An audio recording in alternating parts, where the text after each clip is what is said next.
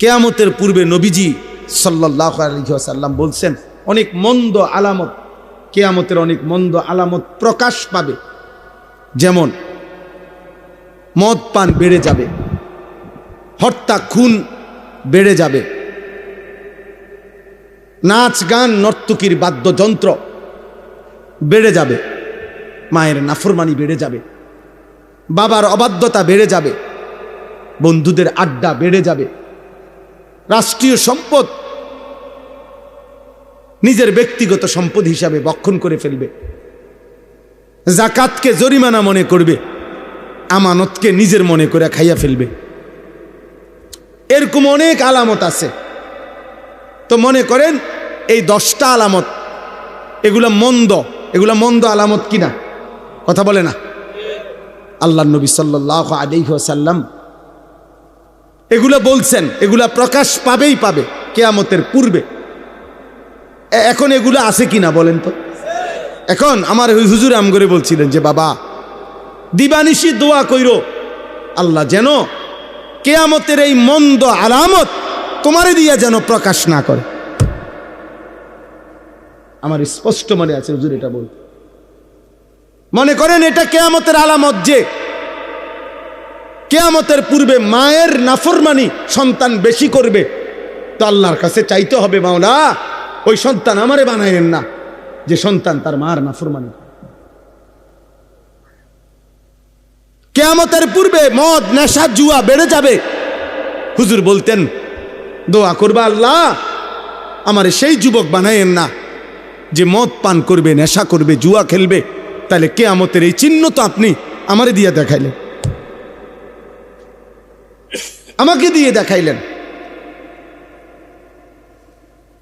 এই জন্য দোস্ত তোমরাও এটা ভাইবো, তোমাদের যাদের দ্বারা অশ্লীলতা, বেহায়াপনা, অসভ্যতা, নোংরামি, হারাম, জিনা, ব্যভিচার, মদ, জুয়া, নারী অশ্লীলতা ছড়িয়ে পড়ছে এই মুমিনের সমাজে, মুসলমানের সমাজে, হায় বদনসিব তোরে দিয়ে আল্লাহ কিয়ামতের চিহ্ন দেখাচ্ছে।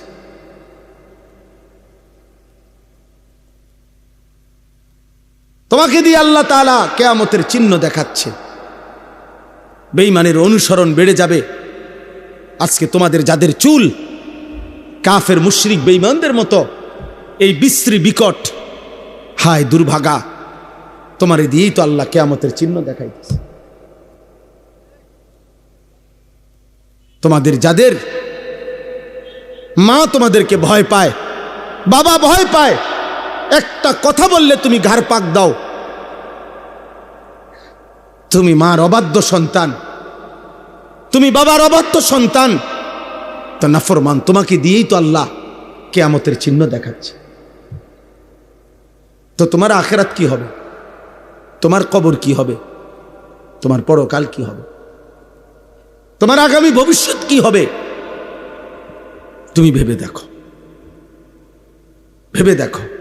জিনা ব্যভিচার বেড়ে যাবে, নারীর সাথে হারাম সম্পর্ক বেড়ে যাবে।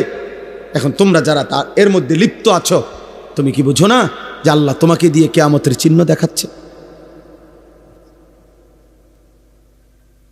এই জন্য দোস্ত আমার, বাপ আমার, প্রিয় ভাই আমার, বন্ধু আমার, এটা বোঝা উচিত আমাদের যে আমি কেন সেই যুবক হব, আমি কেন সেই মানুষ হব যাকে দিয়ে আল্লাহ কিয়ামতের খারাপ মন্দ চিহ্ন দেখাবে? আমি কেন হব তা? এই জন্য আমরা বললাম প্রত্যেকটা মানুষের কাছে, যারা কষ্ট করে এই গভীর রাতে এই প্রচন্ড গরমের মধ্যে বসে আছেন, বাপ আপনারাও ভাববেন, ছেলেরা তোমরাও ভাববা, এমন যেন না হয় আমারে কষ্ট দিলা। কত সন্তান মায়ের রক্ত মাখাছে, চোখের পানি, আজকে মা তার একটা নিঃশ্বাস, কোনো মা যদি একবার দীর্ঘশ্বাস ফেলে, সন্তান তুই আমারে কি করলি, একবার বাপ যদি এটা বলে ফেলে, খোদার কসম আল্লাহর আরশ গিয়া ধাক্কা লাগবে। আর আল্লাহ বলছে, নবী বলছে, আল্লাহ সব পাপের শাস্তি সহ্য করতে পারে। আল্লাহ বলছে সব পাপের শাস্তি আল্লাহ হাসরের ময়দানে দিবে। খোদার কসম নবী বলছে, উম্মত কুল্লু যুনুবি ইউআখিরুল্লাহু ইলা আজালিম মুসাম্মা, সকল পাপ আল্লাহ চাইলে কিয়ামত পর্যন্ত বিলম্ব করতে পারে শাস্তি, কিন্তু ইল্লা আকুল ওয়ালিদাইন, মা বাবার নাফরমানি আল্লাহ এই পাপ আল্লাহ সহ্য করে না। নবীজি বলছে লাইয়া মুতা হাত্তা ইউআযযিবাহুল্লাহু ফিল আরদ, আল্লাহ তাআলা মা বাবার নাফরমান সন্তানকে মৃত্যু দিবে না যতক্ষণ পর্যন্ত আল্লাহ তাকে দুনিয়াতে বেইজ্জতি না করবে।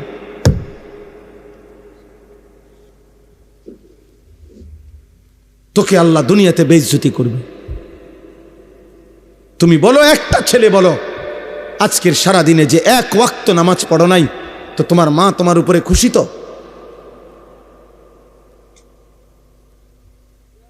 তোমার বাবা তোমার উপরে খুশি? তো দিবানিশি যারা মোবাইলে নারী ছবি অস্থির দৃশ্য দেখো, তোমার মা তোমার উপরে রাজি? তো তোমার বাবা তোমার উপরে খুশি? তো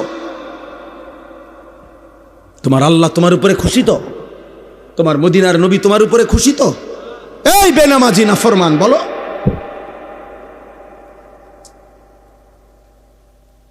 বলো, রাত 12টা বাজে যারা আজকের সারা দিনে এক ওয়াক্ত নামাজ পড়লা না, একটা সেজদা দিলা না, তুমি নাফরমান, এখানে বৈশা করবাটা কি?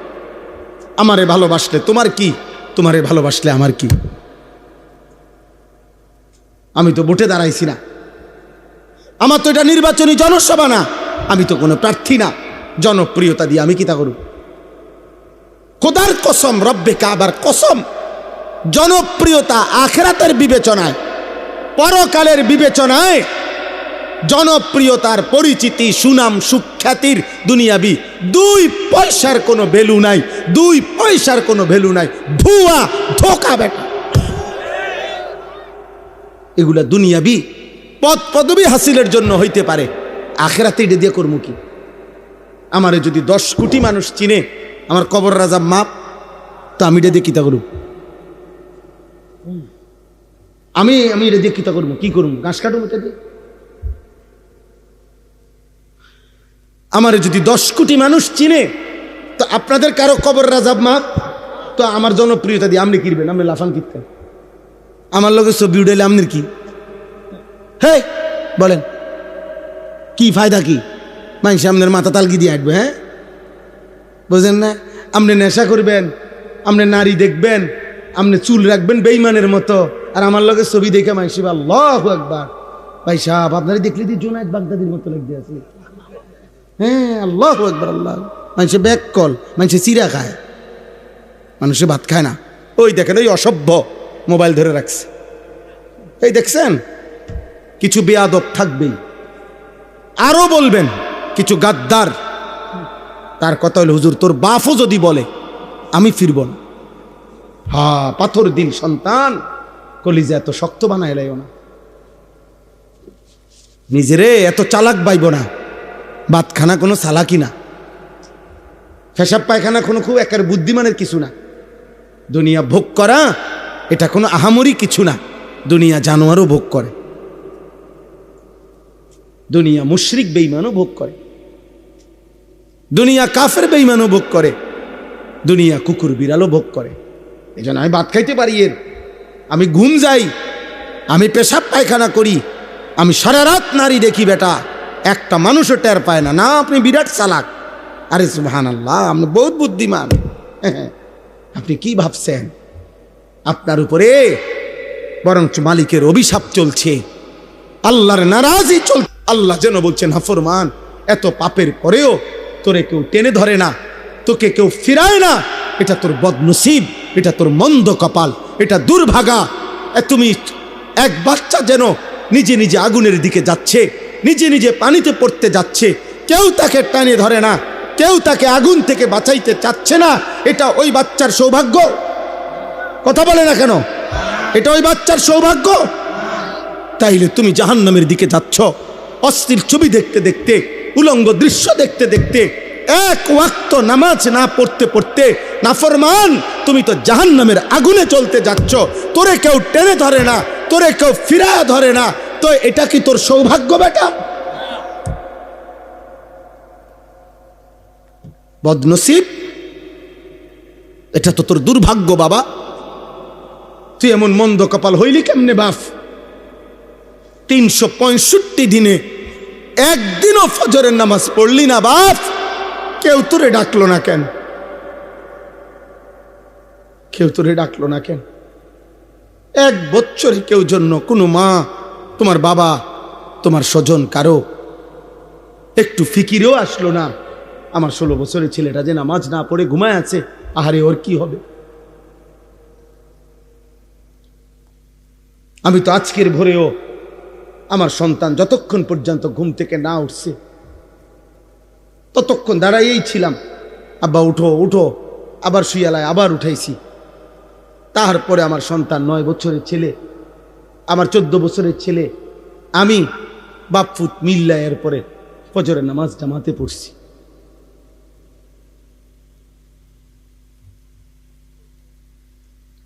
উদাহরণস্বরূপ বললাম, আমি আসছি ফজরের নামাজের সময়, চট্টগ্রাম ছিলাম, সেখান থেকে আসছি যখন, তখনই ফজরের আজান দিছে।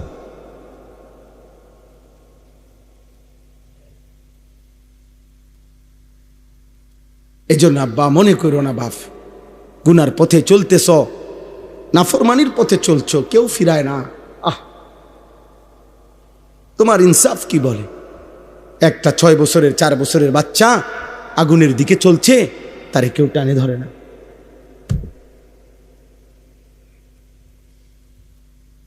এটা যেমন দুর্ভাগ্য, তুমিও তো জাহান্নামের আগুনের দিকে যাচ্ছ, তোমারে কেউ টেনে ধরছে না, এটাও দুর্ভাগ্য, এটাও বদনসিব। 30 বছর সুদ খায়, কোনো দিন কল্পনায় কলিজার ভিতরে আসলো না আহারে এটা তো হারাম।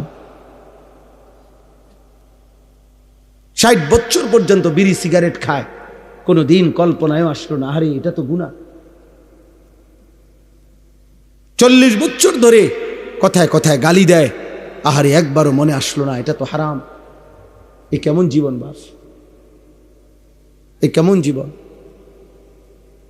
এই ছেলে, তুমি দেখাও সবাইকে দাঁড়াইয়া যে তুমি যে গাদ্দার, তুমি দেখাও, সবাইকে দেখাও, তোমার চিনাও যে হুজুর দেখেন ভাই সব, আমি একজন সাহসী মানুষ, যে এই হুজুরের এতগুলো নিষেধের পরেও আমি আমার মোবাইল ধরে রাখছি, আপনি আমার সাহস দেখে কি করতে পারেন, অনুপ্রাণিত হইতে পারেন, দেখাও। আমি ছেড়ে দিবার মানুষ না, সাফ কথা, আমি ছাড়বো না, আমার হিসাবে এটা। আমি তো বললাম, সুন্দরভাবে বলি নাই, কথা বলেন, বলছি কি না বলেন? তাইলে আধা ঘন্টা মোবাইলটা না ব্যবহার করলে ক্ষতিটা কি? 1 ঘন্টা মোবাইল না করলে, ব্যবহার না করলে এখন বাংলাদেশ কাইতেই যাবে। তাইলে কিছুটা সময় যতক্ষণ পর্যন্ত এই বড় মোবাইল থেকে নিজেকে আলাদা না করা হবে, যার মধ্যে আমাদের সারা পৃথিবী বিখ্যাত শেখুল ইসলাম আল্লামা তাকি উসমানী দামাত বারাকাতুহুম, তিনি ফতুয়া দিয়েছেন, এই বড় মোবাইল দ্বারা যে গুনাহ থেকে মোটেই বাঁচতে পারে না, তার জন্য এই বড় মোবাইল ব্যবহার করার কোনো অনুমতি নেই। এক মুসলমান তার সকল কিছু ব্যবহারের ক্ষেত্রে হালাল হারামের কিছু নাই, জায়েজ না জায়েজের কোনো বিধান নাই। আমার মন চাইলেই হলো। আল্লাহ আমাদেরকে হেফাজত করেন। আমরা স্বপ্ন দেখছি, এই শক্ত কথা, এই কঠোর, এই ধমক, এর বিনিময়ে উদ্দেশ্য ঝগড়া করা না। আলহামদুলিল্লাহ একটা স্বপ্নে আছি, স্বপ্নটা হইল আগামীর পৃথিবীতে ইসলামের বিজয় হবে, আগামীর পৃথিবীতে কালেমার পতাকা উড়বে। ষড়যন্ত্র যেমন খুব গভীর, ইনশাআল্লাহ ইমানের বিজয়ও খুব কাছে। রাত্র যত গভীর হয়, এটা কিন্তু বিপরীতে শান্ত নাও যে সকাল কাছায় গেছে। সন্ধ্যা বাজে 6টা, এখনো ভোর হতে অনেক দেরি, কিন্তু রাত বাজে গভীর 3টা রাতের, বোঝা যাবে সকাল কাছায় গেছে, আর 1.5 ঘন্টা বাকি। এই জন্য চারিদিকে ইসলাম বিরোধীদের চক্রান্ত, ষড়যন্ত্র, হুমকি ধমকি। আজকে ইহুদিরা আমাদেরকে চোখ রাঙ্গায়, আজকে খ্রিস্টানরা আমাদেরকে চোখ রাঙ্গায়, আজকে বার্মার বৌদ্ধরা আমাদের মুসলমানদেরকে চোখ রাঙ্গায়, আজকে উগ্র হিন্দু সংগঠন ইসকনের গুন্ডারা আমাদেরকে চোখ রাঙ্গায়, কিন্তু এটাও সত্য এই সব চোখ রাঙ্গানি শেষ করে একদিন কালেমার পতাকা উড়বেই উড়বে ইনশাআল্লাহ। বিজয়ের পতাকা উড়বে, ইমানের পতাকা উড়বে, মাহাদির বিজয় হবে, দাজ্জালের পতন হবে, ইহুদির শেষ ব্যক্তিটারও পতন হবে, বিশ্বময় ইসলামের খেলাফত হবে। এটা রাসূলুল্লাহ সাল্লাল্লাহু আলাইহি সাল্লামের বিশুদ্ধ হাদিস। নবীজি সাল্লাল্লাহু আলাইহি সাল্লাম বলছে, যদি শুনে থাকো কিয়ামতের আর একদিন বাকি, তবুও বিশ্বাস রেখো উম্মত মাহাদি আসবে। নবীজি বলছে ইমানের বিজয় হবে, আরেকবার পৃথিবী কালেমার পতাকা বিশ্বময় দেখবে ইনশাআল্লাহ, ইনশাআল্লাহ,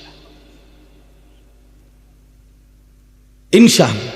সেদিন হয়তো কেউ কাজে লাগবে, কেউ কাজে লাগবে না। কেউ হয়তো ইমানের পক্ষে থাকবে, কেউ দাজ্জালের খপ্পরে নিজের ইমান শেষ করে ফেলবে। আগামীর সময় মুমিনের পরীক্ষা ভাই।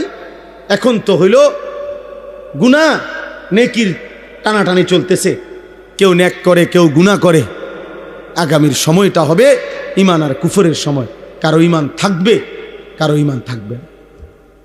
ইউসবিহুর রাজুলু মুমিনান ওয়া ইউমসি কাফিরান।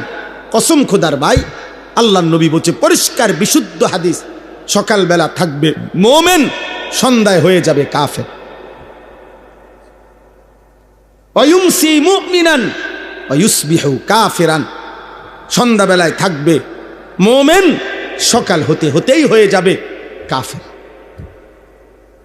ইয়াবিউ দীনাহু বিআরাদিন মিনাদ দুনিয়া। আল্লাহর নবী সাল্লাল্লাহু আলাইহি সাল্লাম বলেন, সামান্য দুনিয়ার লোভে অসংখ্য অগণিত আমার উম্মত নিজের ঈমান বিক্রি করে ফেলে, ঈমান বিক্রি করে ফেলে। আল্লাহ আমাদেরকে হেফাজত করেন। এজন্য বয়স্ক বাবা আপনাদেরকে বলি, আপনাদের কাছে অনুরোধ করি, আপনারা আপনাদের স্ত্রী, সন্তান, ছেলে মেয়ের, পরিবারের সদস্যদের ঈমান, আমল, নামাজ, রোজা, বন্দিগি, হালাল হারামের নজরদারি করেন। খাট পালং, সোফা, ফার্নিচার এগুলো এমনিই হবে মিয়া। এগুলো এখন পৃথিবীতে কোনো অবাক কিছু না। টাইলস চিনে না এমন পাগলও নাই, সোফা চিনে না এমন পাগলও এখন আর পৃথিবীতে নাই। আপনি শুধু শুধু এই সোফা, খাট এটি কেউ দেখতো না, এটি প্রত্যেকের ঘরে আছে। আঙ্গাল কাঙ্গালেও দিছি না। ফ্রিজ সবার দরকার, এটা একটা নিত্য প্রয়োজনীয় জিনিস, এটা আর এখন কোনো শৌখিন জিনিস। বাংলাদেশের যে গরম, এখানে এসিও এখন নিত্য প্রয়োজনীয় জিনিসের অন্তর্ভুক্ত। এইটাও আর এখন শৌখিনতা নাই, এত প্রচন্ড গরমে।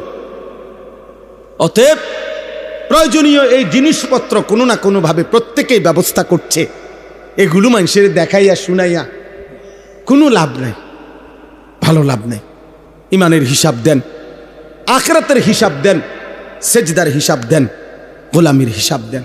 আমার প্রিয় সন্তান, আমার প্রিয় নওজোয়ান ভাই, এমন মালিকের নাফরমানি করো না বাপ, এমন মালিকের নাফরমানি মানায় না রে বাপ।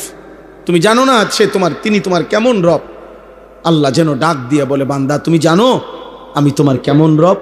24 ঘন্টা তোমার অজান্তে, তুমি জানো না, বুঝো না, বলো নাই, আমি রব্বুল আলামিন এমন রব 24 ঘন্টা অস্তিত্বের প্রথম সেকেন্ড থেকে নিয়ে শেষ পর্যন্ত জীবনের সকল প্রয়োজন, জীবনের সকল আয়োজন, হৃদয়ের প্রতিটা স্পন্দন, নিঃশ্বাসের প্রতিটা নড়াচড়া, দেহের পুরা অঙ্গ প্রত্যঙ্গের নড়াচড়া আমি আল্লাহ যা ঠিক ঠিক মতো তোমার পৌঁছাচ্ছি, করে দিচ্ছি।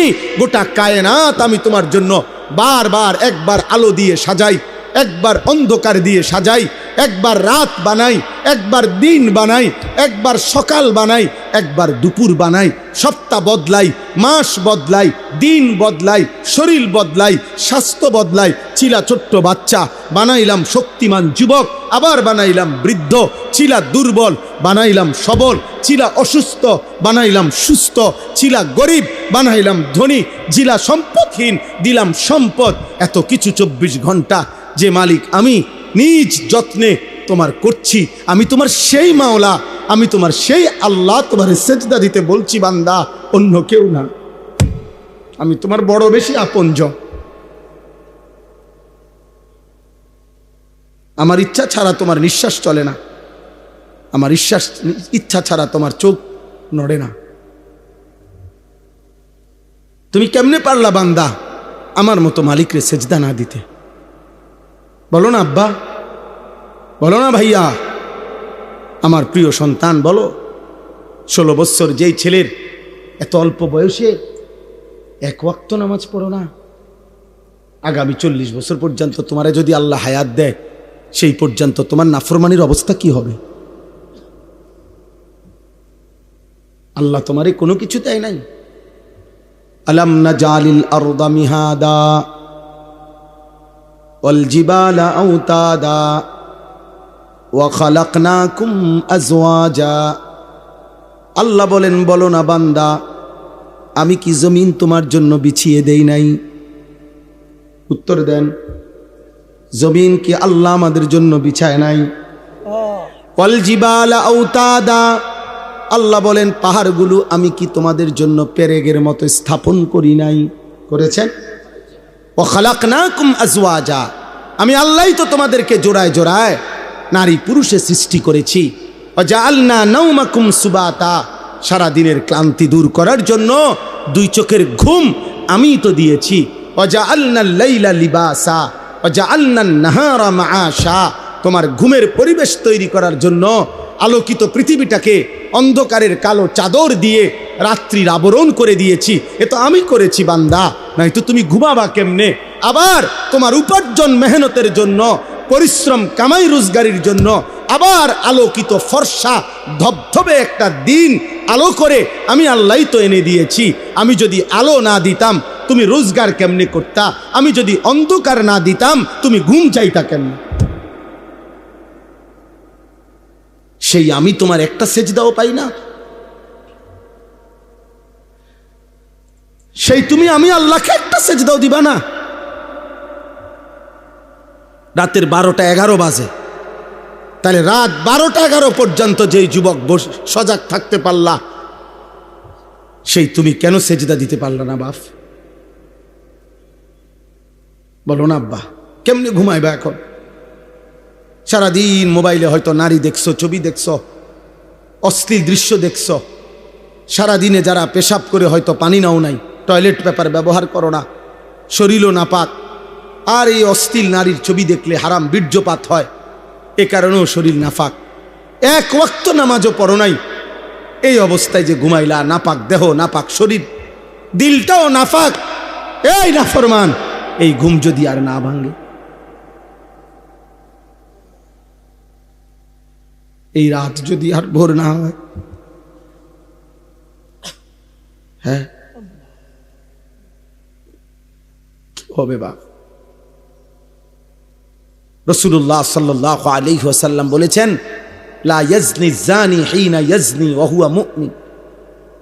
কোন ব্যভিচারী যখন জিনা করে সে মুমিন থাকে না। আর এই নারীর অস্থির ছবি দেখা, এ তো জিনা।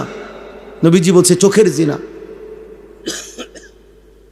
নিজের হাতকে নিজের লজ্জাস্থানে নাপাক ব্যবহার করা, এ তো জিনা। নাকিহুল ইয়াদে মালউন। নবী সাল্লাল্লাহু আলাইহি সাল্লাম বলছেন, আমি স্পষ্ট বললাম তোমাদেরকে, নবীজি বলছে নিজের হাত যে নিজের লজ্জাস্থানে নাপাক ব্যবহার করে, হারাম বীর্যপাত করে, আল্লাহ রাসূল বলছে সে মালউন, অভিশপ্ত। মালউন, অভিশপ্ত। এমন অভিশপ্ত জিন্দেগি নিয়ে যুবক যদি ঘুম না ভাঙে, যদি রাত ভোর না হয়, তো কি হবে তোমার আখেরাত, কি হবে তোমার কবর? কে তোমার এই সান্ত্বনা দিল যে তুমি আরো 30 বছর বাঁচবা? অমিনকুম মান ইউতাওয়াফা মিন ক্বাবলু, আল্লাহ বলেন আমি কিন্তু বান্দা সকলকে বৃদ্ধ বয়স পর্যন্ত পৌঁছাই না। আমার এই মুরব্বী হুজুর তো তিনি বৃদ্ধ হইছে বলে আমরা সবাই বুড়ো হব না? আল্লাহ বলে না বান্দা, আমি অনেককেই তার আগেই মৃত্যু দিয়ে ফেলি। দেয় মৃত্যু, কথা বলে না? 3 শেষ, আমার আর অল্প একটু। 3 দিনের বাচ্চা কবরে যায়? 3 বছরের বাচ্চা কবরে আছে? 3 মাসের বাচ্চা কবরে আছে? তাইলে আমার প্রিয় বন্ধু মাওলানা মোতালেব হোসাইন সালেহি বাংলাদেশের একজন অন্যতম বক্তা, আলেমে দ্বীন। ওর একটা মেয়ে বাচ্চা হয়েছে আজকে 1 মাস, 1 মাসের বাচ্চা। গত 1 মাস আগে এই মেয়ে বাচ্চাটা অসুস্থ ছিল কয়েকদিন। গত 3 দিন আগে রাত্রেবেলা আমারে বলতেছে ঢাকা নিছে, ঢাকা শ্যামলীতে বড় হসপিটালে ভর্তি করাইছে। আমি বললাম এখন কি অবস্থা বাচ্চার? বলল যে এখন আলহামদুলিল্লাহ অনেকটা ভালো আছে, হাসপাতালটা অনেক ভালো, বর্ণনা দিতেছে আমারে, খুব সুন্দর হাসপাতাল, চিকিৎসা খুব ভালো, ইত্যাদি ইত্যাদি। এই রাত্রে এটা বলল। পরের দিন রাত 12:30 বাজে আবার কল আসছে হের, এই মোতালেব মৌলানার। আবার যখন আমি মোবাইল রিসিভ করছি পরের দিন রাত 12:30টায়, ও দেহি কাঁদতেছে। কিরে দোস্ত কি হইল? কয় আমার বাচ্চাটা মারা গেছে, আমার 1 মাসের বাচ্চাটা মারা গেছে। 2টা ছেলের পরে একটা মেয়ে হইছে, বড় বেশি আদরের মেয়ে হইছিল, বাচ্চাটা মারা গেছে। আমি অবাক হয়ে গেছি। অনেকক্ষণ সান্ত্বনা দিয়ে যখন বললাম, হৃদয় বিদারক কথা যেটা, যে আমি যখন তাকে বললাম যে এখন তুই কই, বাচ্চাটা কোথায়, এখন কই তোরা? ও তখন বলতেছে যে আমি ঢাকা থেকে রওনা দিছি, আমার মৃত বাচ্চা আমার কোলে, আমি বাচ্চাটারে কোলে নিয়ে আসি, আমার বাচ্চা আমার দিকে তাকায় আছে। আচ্ছা ভাবেন তো, 1 মাসের এই বাচ্চা কোলের যেই বাবা, সেই ঢাকা থেকে লাকসাম পর্যন্ত আসছে,